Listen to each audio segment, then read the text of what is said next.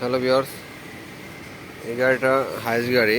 এই গাড়িটার এসির সমস্যা আপনাদেরকে দেখাবো আজকে। এটা হচ্ছে এসি কন্ডেন্সার।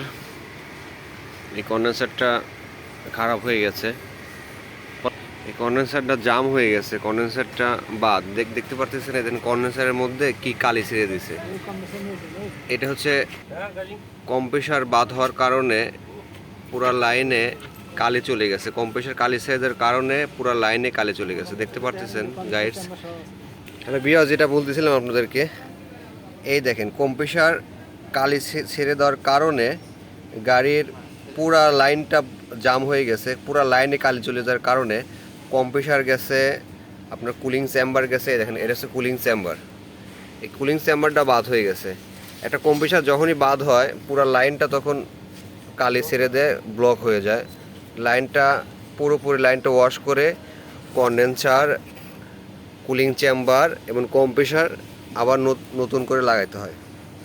যদি আপনি শুধু কম্প্রেসার দেন, কন্ডেন্সার কুলিং চেম্বার না দেন, একটা ভালো কম্প্রেসার, এটা আমরা লাগাবো। এই কম্প্রেসারটা এখন এই দেখেন, এই কম্প্রেসারটার চেয়ারটা দেখেন, কম্প্রেসারটার ভিতরে দেখেন কি অবস্থা। এই কম্প্রেসারটার জন্য আমাদের এই কুলিং চেম্বারটা গেছে। এই দেখেন কুলিং চেম্বারটা, এই দেখেন এটা হচ্ছে কম্প্রেসার। এটা হচ্ছে বক্সি কম্প্রেসার। আপনি 1 টিয়ার ইঞ্জিনে লাগাইতে পারবেন। এটা 1 টিয়ার ইঞ্জিন। এই গাড়িটা হচ্ছে হাইস গাড়ি, এটা 1 টিয়ার ইঞ্জিন। এই দেখেন 1 টিয়ার ইঞ্জিন, এটা হচ্ছে 1 টিয়ার ইঞ্জিন। এটা আমরা এখন লাগাবো। এটা হচ্ছে রিকন্ডিশন কম্প্রেসার। এটা কম্প্রেসার অয়েল আমরা ঢালতেছি। এই যে কম্প্রেসার অয়েল খাওয়ানো হচ্ছে এখন। দেখেন অরিজিনাল 134 ড্যান্সো রিকন্ডিশন জাপান। এটা এখন আমাদের এখানে ফিটিং করব আমরা।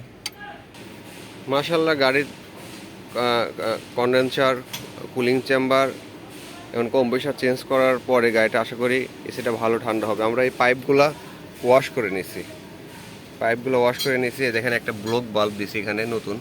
এটা হচ্ছে ব্লক বাল্ব, নতুন একটা ব্লক বাল্ব হচ্ছে ব্লক বাল্ব। এটা হচ্ছে চেম্বার লাগাইছি আমরা, ফিটিং করা শেষ। দেখেন এটার মধ্যে কোনো রকম কোনো ময়লা নেই, দেখছেন। এটা নতুন আমরা চেম্বার ফিটিং করে লাগাইছি, যদিও আপনারা দেখাতে পারেন এই ভিডিওটা। অরিজিনাল ড্যান্সো কন্ডেন্সার লাগাইছি আমরা। দেখেন দেখেন এটা তো পাইপ খুলছে, এগুলো আমি ফিটিং করব। একটা গাড়ি যখন এসির কাজ করবেন, সম্পূর্ণ সিলগুলা, ফিটিংগুলা থেকে সিলগুলা চেঞ্জ করে অয়েল দিয়ে ফিটিং করবেন, সেক্ষেত্রে এসিটা লাস্টিং করবে বেশি দিন। এই দেখেন এই কম্প্রেসারটার পাম্পিংটা অনেক ভালো, দেখছেন শব্দ, এই রকম 100 পাম্পিং। আর কি ভিতরে চেয়ারটা দেখেন, একদম ক্লিয়ার।